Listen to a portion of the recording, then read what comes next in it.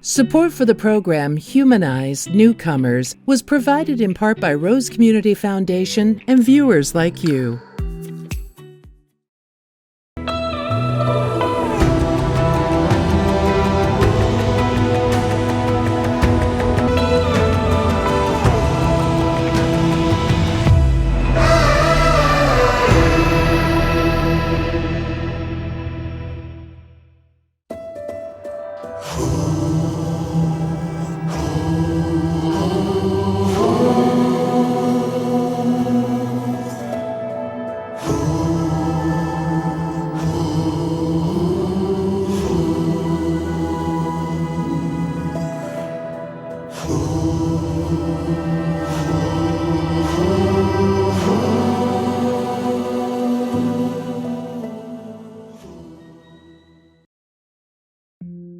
My name is Jon Ewing, and I have been the comms lead on the migrant response since September of 2023. I was a TV journalist for a long time. I bounced around, and I ended up as a producer at Denver 7 for a long time, and got through the pandemic. I was completely burned out. I was exhausted. I was looking for something new. Could not do news any longer. Actually, around July, I looked at the job and I thought, well, that seems like something I could do. I could certainly handle the migrant response. The day I started was the day that we started to see arrivals get to 100 people a day. Today, as I talk to you, it's more than 41,000 people that have come through Denver that have been served by the city of Denver. So it's been enormous, but it's kind of hard to imagine just wrapping your head around it and wrapping your head around the enormity of the response. There was a huge, I think, learning curve for people to understand what we were dealing with. How did we get here? What is this? What is going on in Venezuela? What is going on in the Texas border? What is happening here?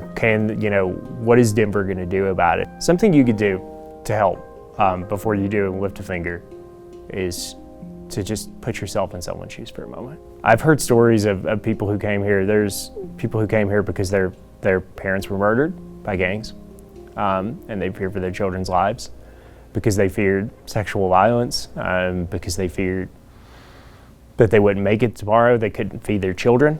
It's dispiriting on a national scale. Some of that has been pretty dispiriting, seeing some of the ways that migrants have been dehumanized, seeing some of the way that the actions of a couple of people can be taken to represent 41,000 people that we've served. Put yourself in those shoes if you're having those angry thoughts. And then when you're there, when you think about that vulnerability, you think about that exposure, think about what can you do. Is it giving back? Is it working with your church?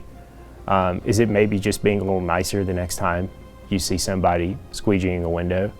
Is it maybe just trying to be a little more empathetic every single day and thinking about why somebody would have done this, why somebody might be here, and then try to see the whole picture.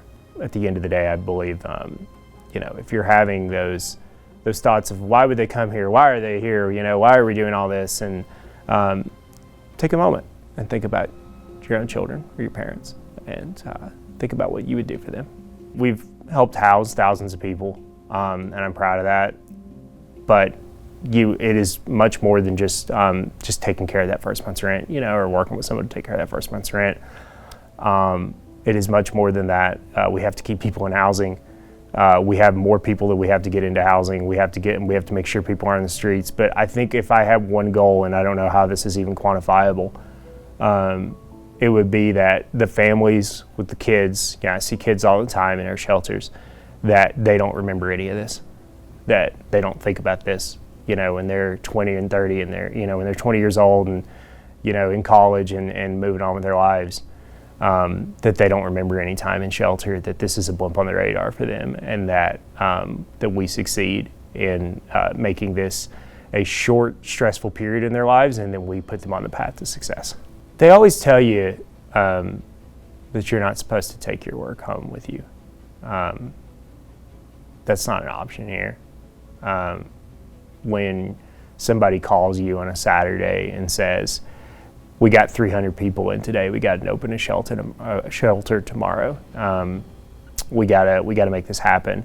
You don't turn that off. There was a family with a dog, and we had the family in shelter, but For many reasons, we don't allow animals in the shelter unless, it's a special case and like federally mandated case, and allergies, everything else, doesn't matter. Anyways, we had this dog, and this family was in shelter, and this dog was being taken care of by people in a homeless camp. We were trying to get everybody in the homeless camp to go into shelter. What do you do with the dog? And so we said, well, you can have animal control come by and get the dog. And they said they don't trust animal control. People from Venezuela do not trust government. They would not give the dog up. I'm like, I don't know what to do with this dog. And they're like, well, the dog maybe can stay in somebody's car. And they said, this reporter's translation, she said, they trust you. And I said, they trust me? And they said, yeah, they said you helped them once. And I said, I think I just cleared up a clerical error for them. And they said, no, but they trust you. They said you helped them. And I said, I picked up my phone and I called my girlfriend and I said, honey, I think we may be taking a dog for a little bit. And so this dog was in my house for 3 weeks. The family ended up crashing with someone in Chicago, and then it was, what do you do with the dog? And so it was like, well, I'm driving the dog to Chicago, right? And so I'm driving the dog to Chicago, and so that's what we did. I've heard, like, why would you do that? Like, you spent that much money, you did all of that, and it was like, what else was I gonna do? You see a problem in front of you, and sometimes you look around and you go, who else is gonna solve this? And you're the only one standing there. We've all done that, and people have taken on way more than a dog, right? There's people who work in the city who deal with this day in and day out, and then they have families from Venezuela living in their own homes because who else is gonna do it? There was no other solution. So the idea that you don't take your work home with you is just impossible. We realized after a year and a half of doing this that we can't help everyone, that we don't have the money and the resources to help everyone. I don't think any city can. I don't believe any city can. But the way that Denver has stepped up has been incredible. It's just been unbelievable. One thing that I always get asked by the national media is they go, well, where are the protests? Who's protesting? I said, what protests? And they're like, oh no, in the other cities, there are protests. There are no protests here? I said, there's no protests here. The only people I hear from are asking me, what more they can do. I'll never forget, we had 5,000 people in shelter in January. We were staring it down. We had to resume a length of stay. We're trying to figure out how do we get 5,000 people out of a shelter, most of them families with children, into housing. We were leaning on the nonprofits to make it happen, but we were scared. I think we were all scared. I was scared. I was like, what if we don't pull this off? We had a good plan, but what if you don't pull it off, right? And what if something gets in the way? What if the numbers pick up again? What are we gonna do with these families? Not only did it work, but seeing those Facebook posts replaced by, I don't know where I'm gonna go when I leave shelter, to, I don't know how I'm gonna fill up the furniture in my new apartment. It was the best problem to ever have. And seeing all of the community members go, I got a couch, I got chairs, I'll be there on Saturday, was just, Denver's a special place. It's a wonderful place. I'm from Knoxville, Tennessee. I'm from a red state. My family, I'm the only person to vote blue in my family. They say, how's work? It's good to see you. But also when I talk to them, I say, listen, we got families with children out here. We got little kids. We're not gonna let those kids stay on the streets. And my mother, who raised me, I think right. We don't agree politically on much. Her thing is, yeah, you're not letting those kids stay on the streets. At the end of the day, we have to see each other as human beings. I don't think that there's a blue or a red issue there when it comes to protecting children. We have to consider the issues, and I think it's one thing that is universal, looking at somebody and saying, listen, if this was you, if this was your children, is there anything you wouldn't do for them? And they say, no, there isn't. I said, okay, well, that's all there is to this.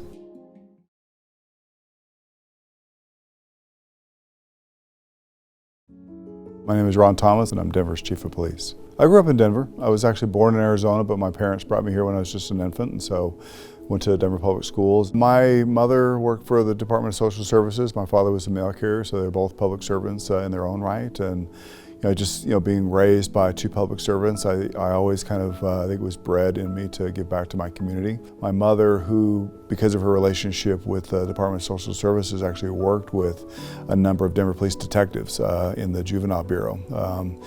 And so she found out about the cadet program and asked me to apply to the cadet program. I think the benefit to her was that they paid for college, and so she would no longer have to pay for my college. And so I applied and became a Denver Police Cadet and our public safety cadet. So I worked in various areas throughout the department, but part of the program involved riding in a police car with a Denver police officer for their shift. And so literally the first time I got in a police car and with an officer and we went racing down Federal Boulevard to a call, I was hooked. And just thought that this is the place that I want to give back to my community, and learn pretty quickly just how much of an impact I could have on people's lives, positive impact. And so really just became addicted to that. Now as the chief of police, I think that gives me the greatest opportunity to impact the lives of people. And so really that's just kind of been what has motivated me throughout my career. So I think I have a pretty strong connection to communities all over the city. I maintain my connection to officers by regularly attending roll calls and really answering questions and really getting them the opportunity to know me and know that I still haven't fallen very far from my roots. The toughest part of the job is maybe the recognition that you can't help everybody as much as you would like to. I think we really do get into this line of work in order to help people, and sometimes they seem resistant to that help. You have to kind of keep at it. You have to kind of keep connecting with them, and eventually they will be in a place where they can accept the kind of help that's out there. And so you have to do things because they are the right thing to do in the moment. We recognize the challenge with, say, moving an encampment, whether it's an unhoused encampment or a migrant encampment. There are some public health or public safety challenges that make it prudent that we do something about that particular encampment. And so, focusing again on that being the right and best and safest thing to do in that moment, even though it doesn't necessarily feel right, even though we would prefer to move them into stable housing, but unfortunately there's not any available at that moment. The mayor tells a story quite often. I've actually adopted the story because it resonates very well with me. He talks about an old man and a young boy walking along the side of a river, and there's a scorpion that gets swept away by the water, and scorpion's drowning. And the young boy reaches down and scoops it out of the water, and it stings him. And he recoils in pain. The scorpion drops to the ground, and pretty soon the water sweeps it away again and starts to drown. And the boy, for a second time, reaches down, scoops it out of the water, and it stings him again, and he drops it. And third time the water comes and sweeps up the scorpion, and he reaches down, getting ready to scoop it up a third time, and the old man says, "Son, don't you realize it's in that scorpion's nature to sting?" And I actually get kind of emotional when I tell the story.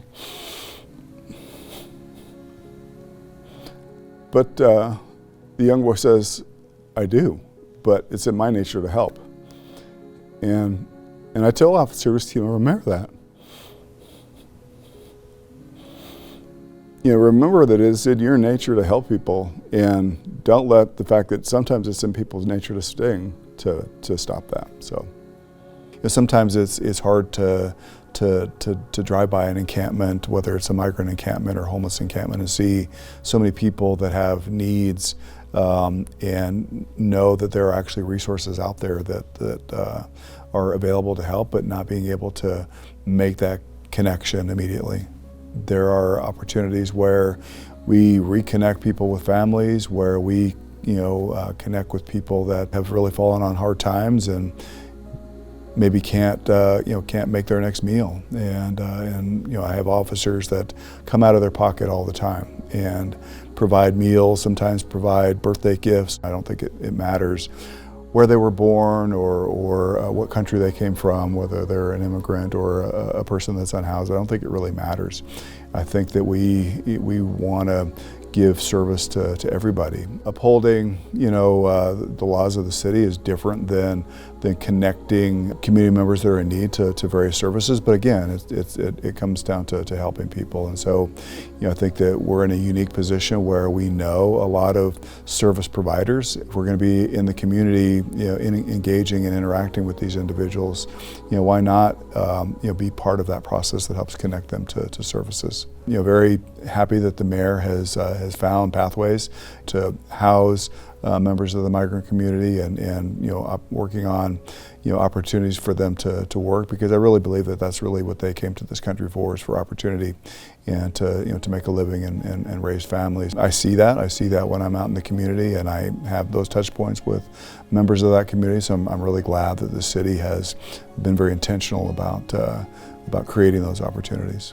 This is a community that needs service as well, and so I think it's important that we know that as long as they're residents of this city, that they have the same opportunities for safety and security and service that any other member of the community has. I've gone to a number of town halls with the mayor talking about the unhoused issue, talking about the migrant issue.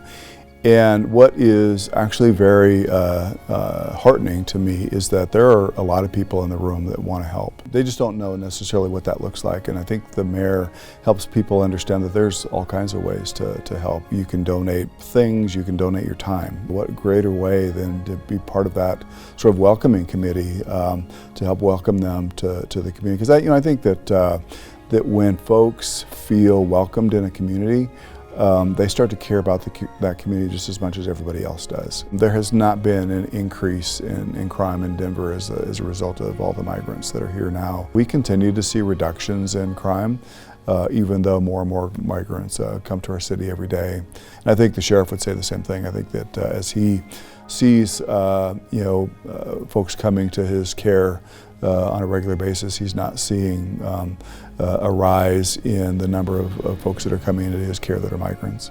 I think there's a way that there could be bipartisan support for helping people that are in this country or people that are coming to this country survive and prosper, and even assist with our economy. And so I think that there is a way for both sides to win, not really politicize the issue, and just realize that for reasons that we can't even control, they have recognized that this is a country where freedom is a premium, and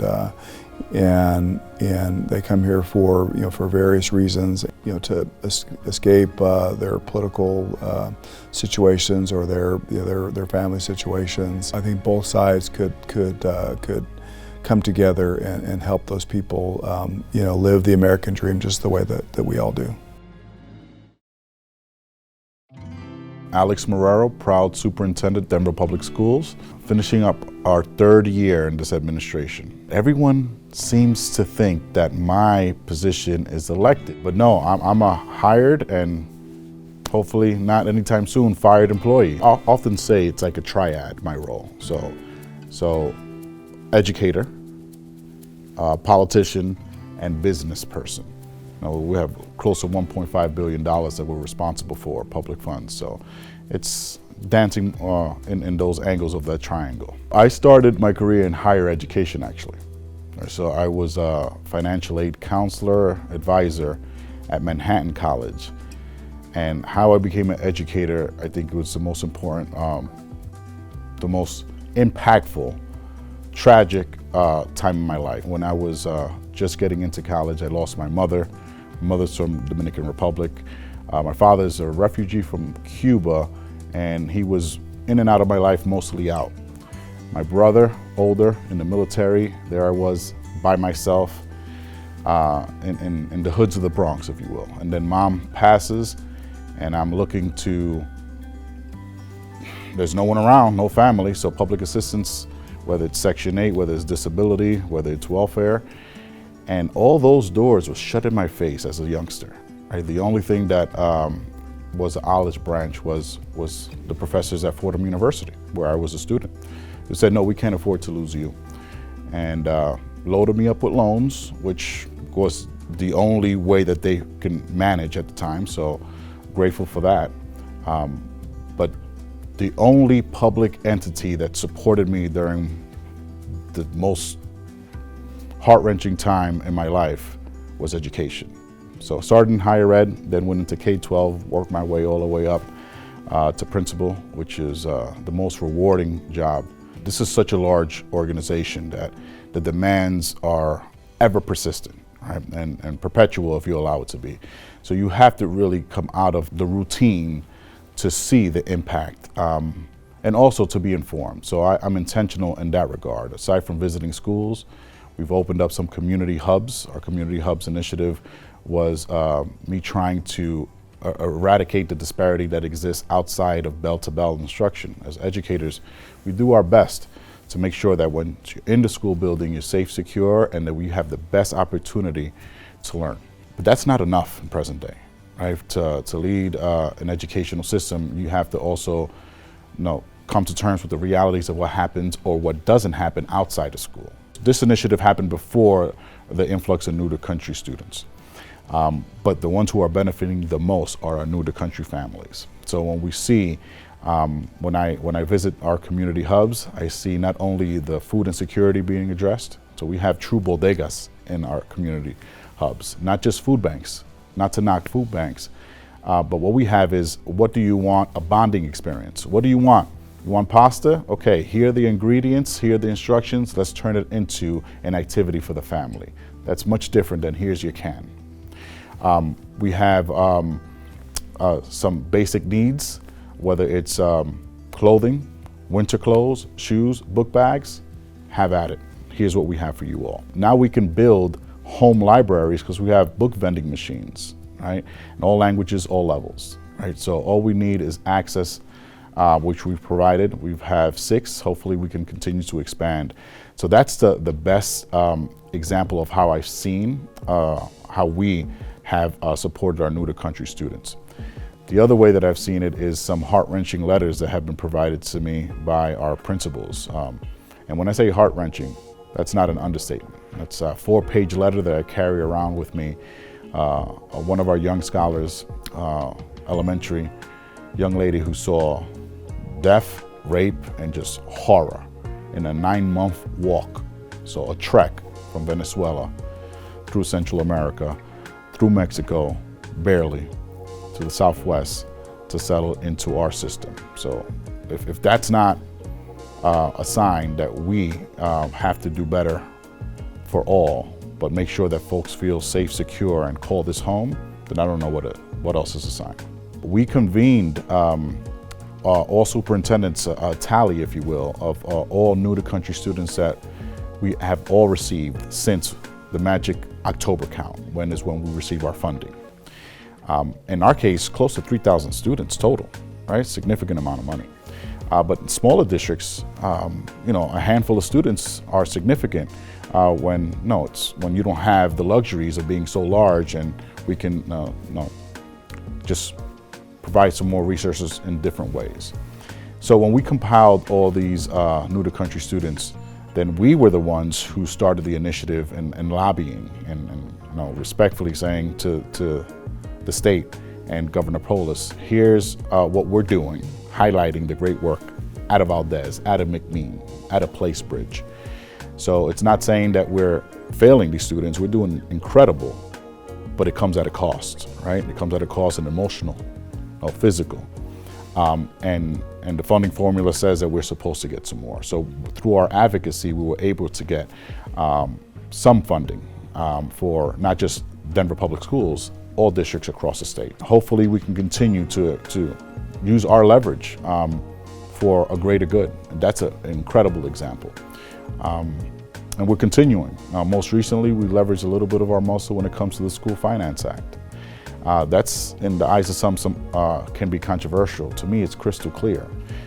For districts who are serving at-risk students, and however we want to define at-risk, the way we see it is new-to-country students, English language learners, students with special needs, students living in poverty.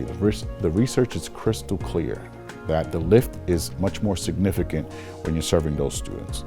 But yet, historically, here in Colorado, we haven't been funding our schools that have at-risk populations. Instead, we've been looking at property values.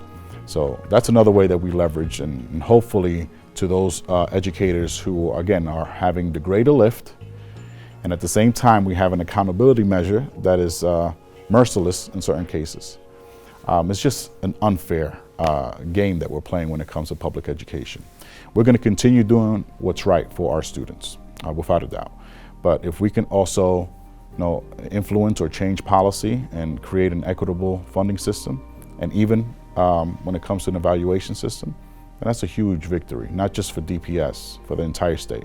Life circumstances forced me to take the bull by the horns, or else it was survival of the fittest, right? And ultimately education saved my life. So when it comes to our new to country and our migrant students, who's gonna advocate for them?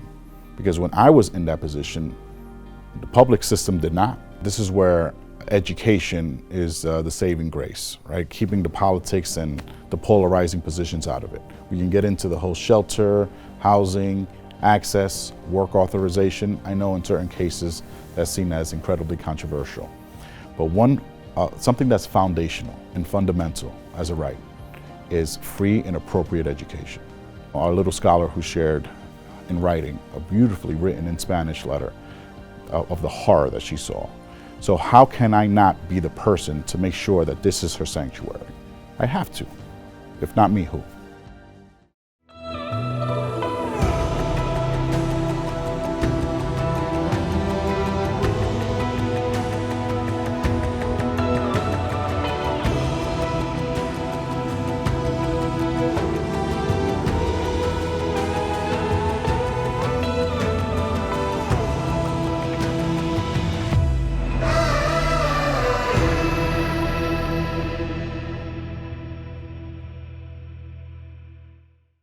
We hope Humanize stories of immigrants moved and inspired you. Turn that feeling into support for PBS 12. Your donation helps us share more stories celebrating Colorado's diverse community. Learn more at pbs12.org/donate.